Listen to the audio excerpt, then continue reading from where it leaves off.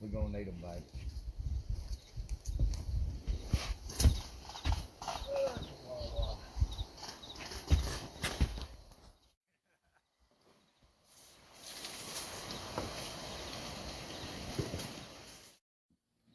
Well, here we are again. We are on our chicken coop project. We've managed to get this wall complete, framed up. We've got the opposing wall framed up at this point, and we're about to get our back and our front walls constructed and framed up right now as well. So this is 2x4 construction, basically top and bottom plate, 16-inch centers on both of these outer walls. The wall that we're getting ready to construct now, the wall will overall follow the same approach, except there will be one slight variation. We're going to make room down here for an access point for a clean out. That'll also probably be the either the primary or the auxiliary entry point for the chickens. We haven't decided on that one yet. We'll decide a little bit further once we get some things kind of sighted in a little bit here and see. Anyways, either way, there'll be an open door that'll open here, and we'll be able just to raise it up either from the inside or from the out, and then whenever we need to, we can just come in here and sweep everything out. And our plan is to make the area down there at least into just a little collection point for the chicken litter. So that's where we're at right now. The goal today is to get this back wall and front wall complete, the frame out done, as well as do our entry point for our door on the front and get those all complete today. We might get to start on our ceiling joist, possibly not, we'll see. If we don't today, then obviously when the next time we work on this project, that'll be our focus point. So right now we're just going to go ahead and start framing out this back wall, and we will go ahead, take a short little break. As far as you're concerned, for us it'll be a little bit longer, and we'll go ahead, lay out this, and then we will show you we'll say the almost final product, and then we'll show you the final product of this back wall.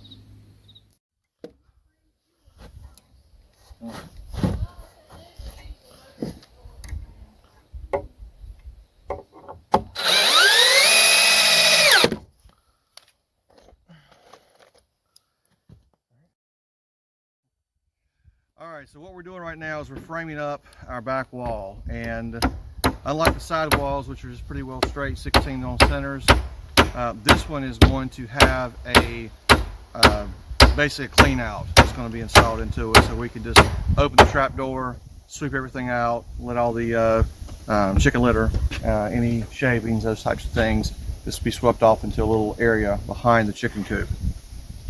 So to do that, what I want is a 25-inch opening rough from here to here down at the very bottom.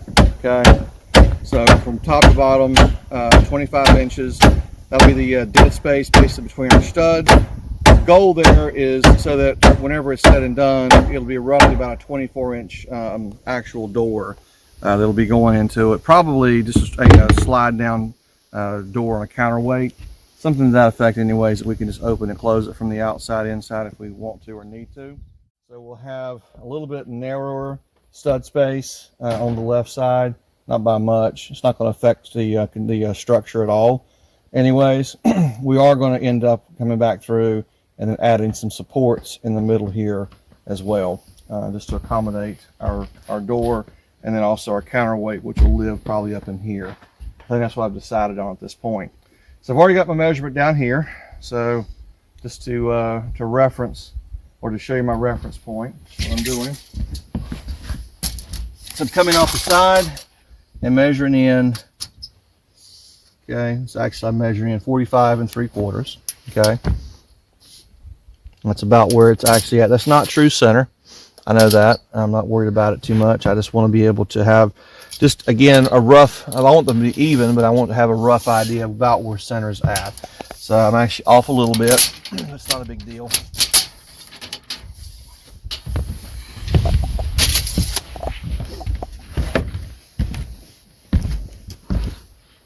And we come up here on the other end, on the same side, measure, and we're measuring in same point, 45 3/4.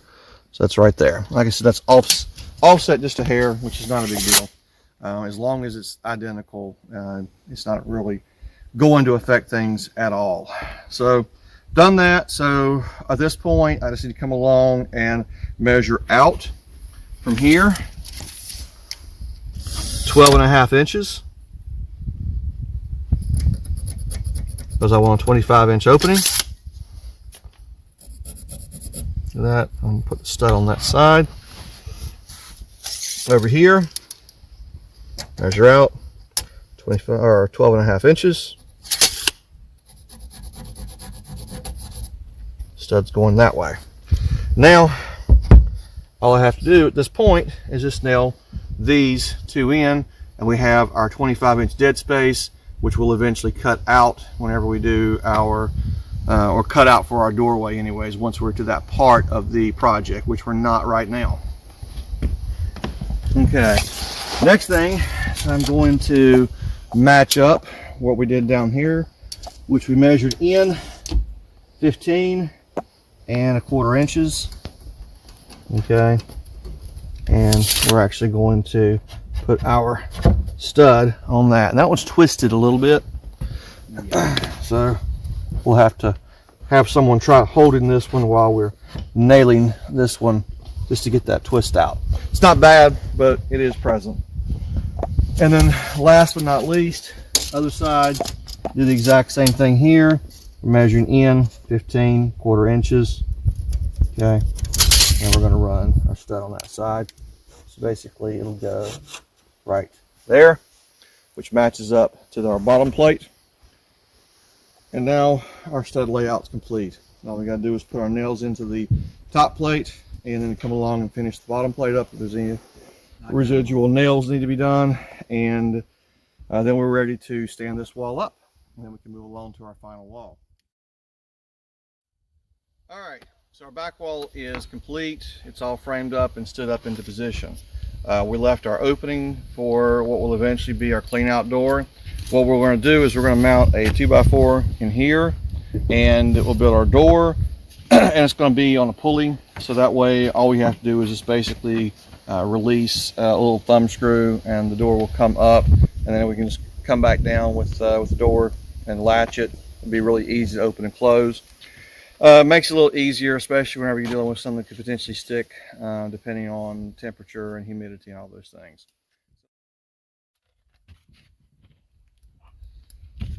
I really like these torque spit screws, especially for any type of framing work that we do. I don't rely on screws throughout the entire framing process. I like nails because they also provide more shearing strength. But screws are really good for you to just kind of set things where they need to go. Kind of hold them there while you're working on them. So I'll use them on the ends of my studs whenever I'm putting into the bottom and top plate. And in this case here, we're just using this as a way of setting to our corner stud here. And there we go. We're basically set now. That's plumb there. And this one here will actually need to be brought in just a little bit. Actually brought out just a little bit. So we'll have to square that up on our opposite wall over here. Some of this we'll finish up whenever we do our ceiling joist to make sure everything is plumb as well. So in this case here, that's actually pretty close on that one. And a long way off on this one, which we knew. And right there, okay? So this back wall is now plumb. That. Jonathan. Yeah. I swear.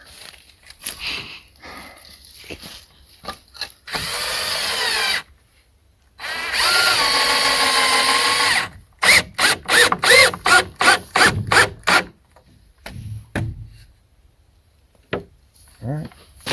That looks good at this point. So now all we need to do is come along and put in our nails on our corner studs. Make sure that everything stays in alignment. Build our front wall, raise it, and at that point we may go ahead and start sheathing the outer side and before we go ahead and start working on our ceiling joist. So that's basically it for today. On this part anyways, we'll go ahead and work on our front wall, get it framed up, and show you the progress here shortly.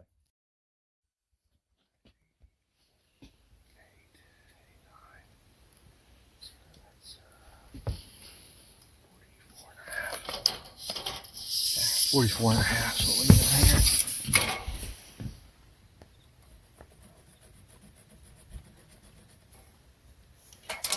So now we need to measure out 17¼ inches.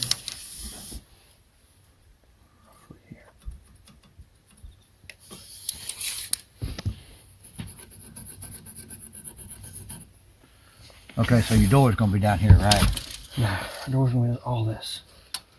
What you see here. 17¼ so right here. So everything from here to there Is doorway. is doorway. Okay, so that's going to eliminate a couple of our 2x4s too. Well, it will, but we'll have to, our king studs are going on the sides too to reinforce our door. Yeah, okay. And put our header in place. That's what I said, right? 44 and a half. Yeah, it was 44, I think. Yeah, 44 and a half.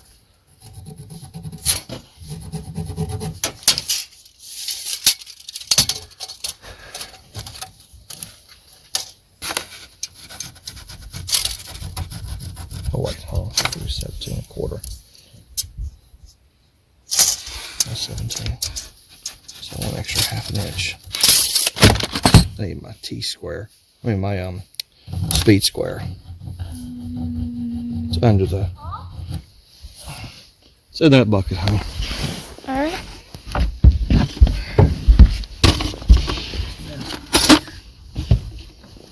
Here you go. Thank you.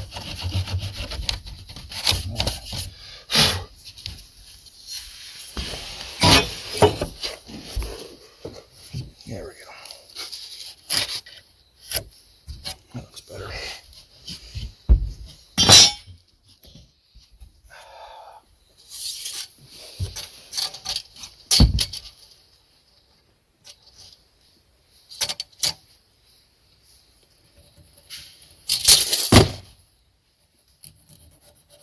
And that pencil's dead. It's a dead pencil. It is. I need a pencil, a pen, or All something. right. Here's a red ink pen. That'll work. Me.